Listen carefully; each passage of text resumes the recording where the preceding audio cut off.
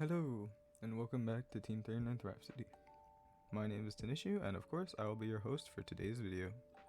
So today, we will be going over DivineZ, the new Vanguard series coming after Wildress, and what will be the Vanguard series coming in the future.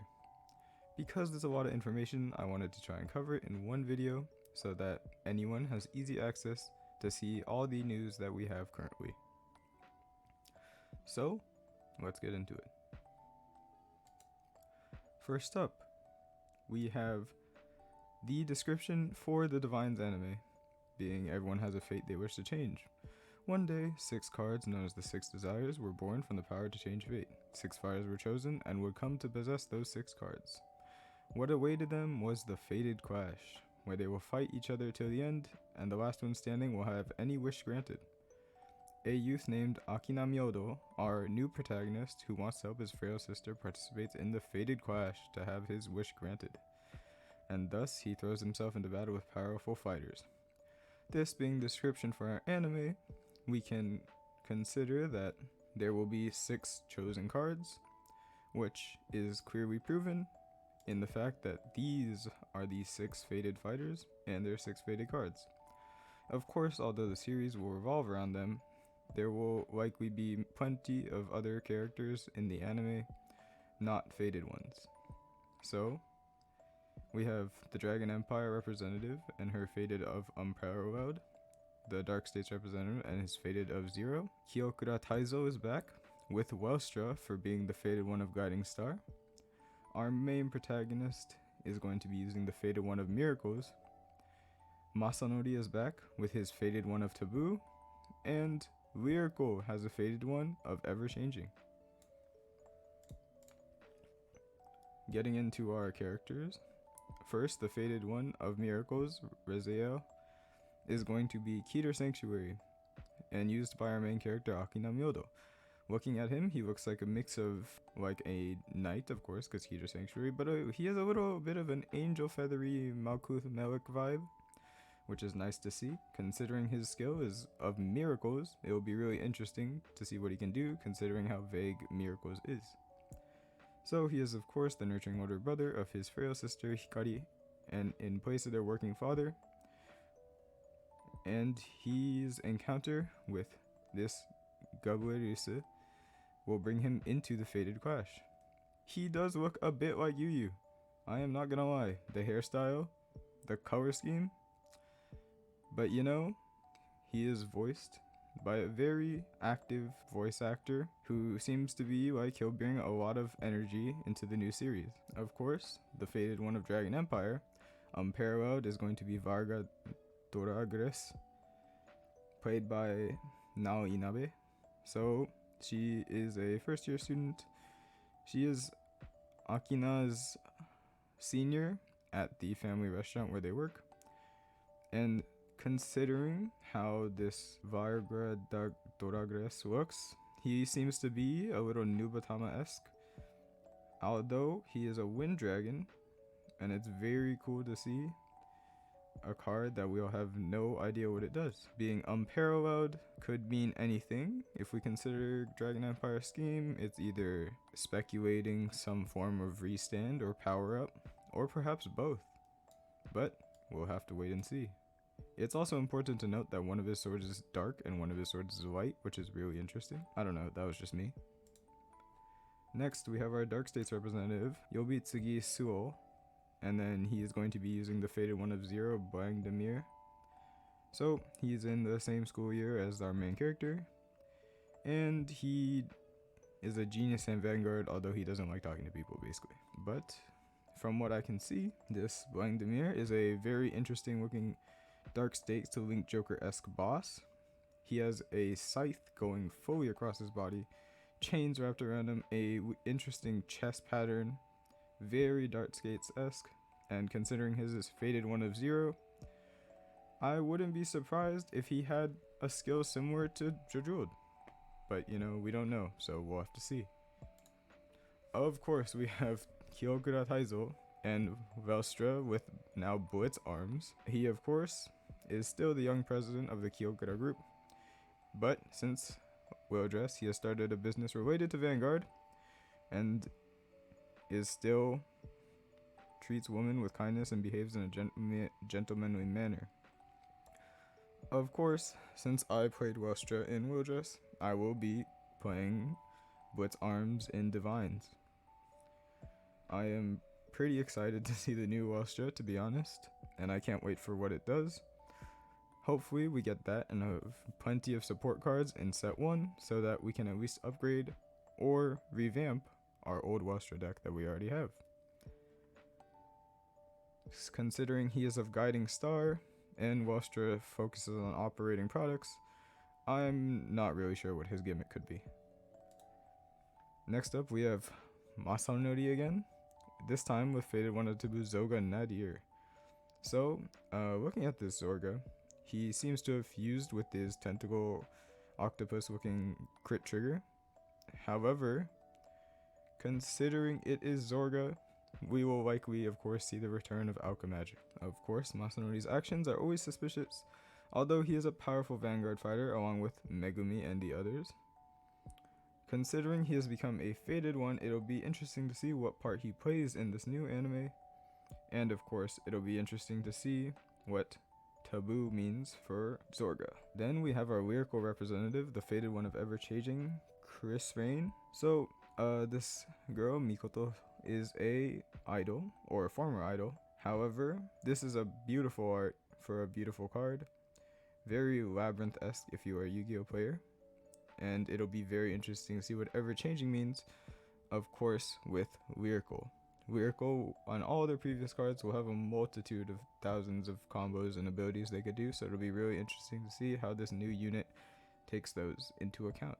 Megumi is returning as the leader of Blackout and a part-timer at a card shop, so she will be back on Magnolia Elder.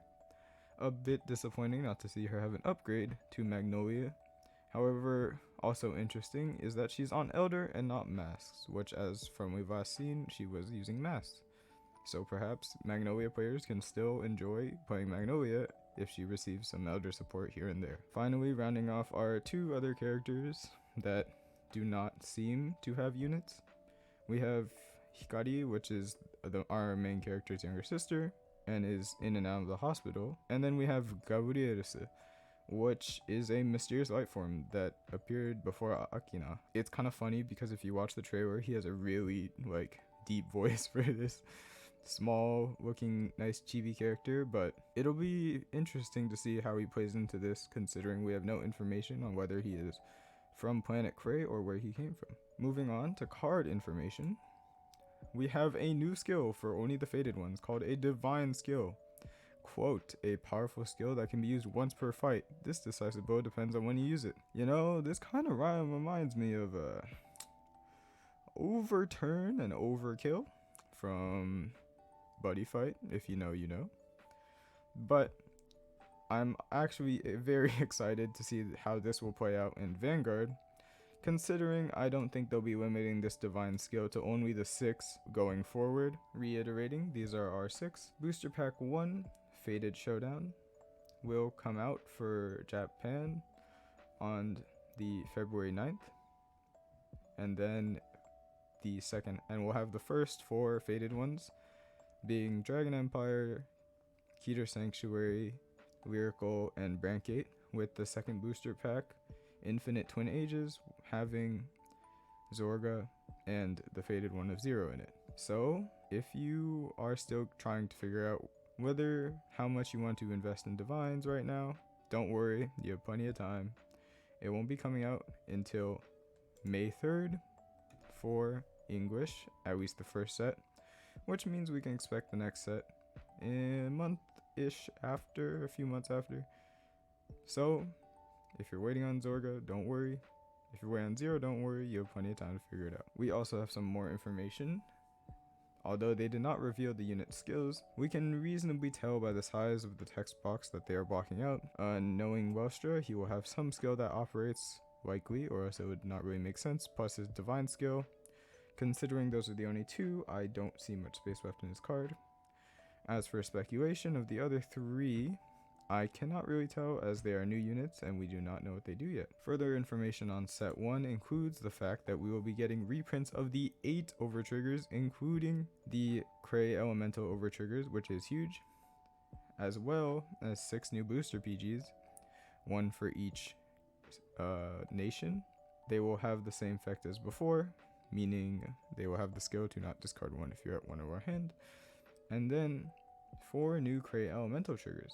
This is very interesting as I kind of wish they just gave them the effect trigger skills so that everyone could have access to Cray Elemental effect triggers. However, you're still getting triggers in the end, so I guess it's okay for new players. For some final information, although this is the Japanese release, it is already up on the Japanese website and product page. So you'll have 1 pack of 7 pieces with 2 glowing, meaning double rare or above, or foil in out of the 7. 1 box will have 16 packs as usual. Interestingly, or important to note, is that Lyrical is now part of the main set.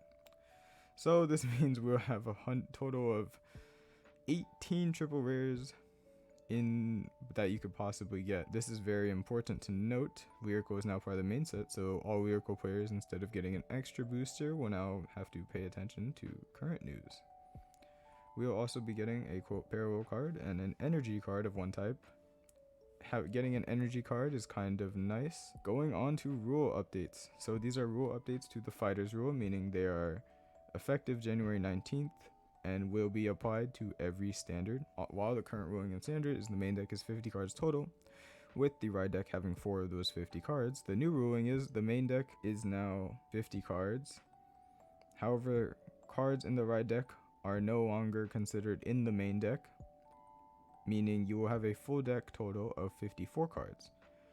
With these 4 extra slots, effective January 19th, even old overdress and will dress decks, meaning any deck in standard, will have to be played at 50 cards. It is not 50 cards or more or 50 cards or less, it is 50 cards in the main deck and 4 cards in the ride deck. So this has led to a lot of speculation on what players are going to put in for those 4 cards when the time comes. We also have the rule updates changing for going first and second. So while as usual, the player who wins whatever random manner you decide in goes first, and the player who loses would go second, in the updated ruling, whoever wins will decide whether to go first or second. This is very interesting as it gives a little more depth to going first or second in Vanguard, considering what deck you're playing. Just regarding deck size and deck construction, for example, because Griffith's Shield is going to make an issue, what happens to the number of cards in the main deck and ride deck? So aside from your 50 card main deck, which will still stay at 16 triggers, your ride deck will have 5 cards, or 3 calamity cards, 1 overtrigger, 1 ride deck crest. We'll get to the crest in a second. You will have 5 cards, not including the energy crest. You will still have 16 cards in your main deck, and ride deck. So Griffith's Shield will have 15 cards with triggers in the main deck and 1 card being the overtrigger in their ride deck. We also have an updated look at the new design for the tutorial playmat. These will all be included in a quick start deck. So the crest zone seems to be above the order zone, being in line with the guardian circle and the trigger zone. The order zone has been shifted down into the damage zone, and the damage zone is looking recognizably smaller. Although these are simply how it is on the play sheet, I don't really believe that I'll be putting my order zone that low, considering that I do like to have my damage look a little more spread out as what I'm used to. However, this is how the new tutorial playmat does work. Let's talk about the energy and energy crest, a new mechanic that is coming only in standard. So the energy generator is in your ride deck, meaning your ride deck is 5 cards if you are playing a normal standard deck, and if you're playing Griffith's Shield, then it's 6 cards. You may only have 1 ride deck crest in your ride deck. Auto, ride deck, when you ride, put this card into the crest zone, and if you went second, energy charge 3. Continuous, you may have up to 10 energy. Auto, at the beginning of your ride phase, energy blast 3, act once per turn, cost energy blast 7. Auto, at the beginning of your ride phase, energy charge 3, and then another skill is act. Once per turn, cost energy blast 7 and draw a card. This means that if you're going first, you'll have 3 energy, on your first turn. If you're going second, you should have 6. This is an interesting mechanic, as for the longest time in Vanguard, our not only two, but the main sources of cost mainly comes from Counterblast or Soul Blast. So adding this in is another form of way to pay for costs, and will be really interesting in Divines, as I have a feeling, based off the reviews from the quick start decks we have already, will be important to those decks. A few rulings on it is the energy rundown. Each player can only have a maximum of 10 energy. You can have other crest cards in your crest zone after putting energy generator into your crest zone, implying stride deck sets. The energy serves as a new resource aspect for abilities additional to countercharge and soul charge, as I mentioned. Some new cards with Divines will make use of energy, and this is exclusive to standard. It will be referred to as EB, Energy Blast, and EC, Energy Charge. You cannot use dice or counters to keep track of your current energy. This is important, as this is because Bushi wants you to use their energy cards. There will be 10 energy cards, of course, you gaining X per each energy and discarding off X per energy bust. These energy counters are found in the startup trial decks, and official energy cards will be distributed separately. All decks in standard that use a ride deck can include the energy generator to make use of energy counters. Next, there are 2 different ways to track your energy counter included in the quick start deck, or you can use energy card included among the base cards from set 1. This is very nice, as they're not promos, which means you will have access to them very easily. For our first reveal that we ever had of an energy example, we have White Elemental Popoa. So it is a no nation, of course, and it is simply an elemental. So continuous Vanguard Circle, Rearguard Circle, when you would ride from the ride deck, you can ride with Energy Blast 4 instead of discarding card from your hand. And then auto, when this placed on Rearguard Circle or put on Guardian Circle, Energy Blast 2 and this unit gets power plus 5k and shield plus 5k until the end of turn. As for how useful this card will be and how much it will play, I am not sure. However, it is a nice example of how energy will be used, similar to Counterblast and Soul Blast. As energy is an ever-gaining effect, it will be very interesting to see how cards like these impact Divines. Anyways, that is all for the new information we have. So, I hope you tune in to us next time here at Team 39th Rhapsody, as we will be going over new information for Divines as we find out about it. Thank you for watching, and have a nice day.